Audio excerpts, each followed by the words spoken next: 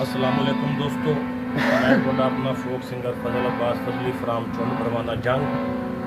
काफ़ी दोस्तों की फरमाइश थे अपने उस्ताद मोहतरम खान साहब मोहम्मद अशरफ लिट्टी साहब का गाया हुआ दौड़ा जनाब दी असीम समातल नज़र। उम्मीद है तुम लाइक करसो, शेयर करसो और मेरे टिकटॉक अकाउंट में फॉलो करसो।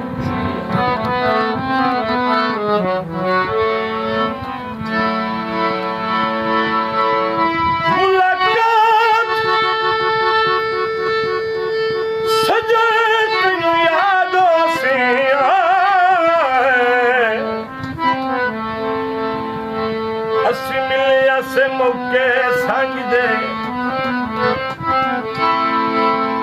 मैं पिछले साल दे चाई वधाया तेरा 5-7 टोटे मंग दे तेरी लापरवाही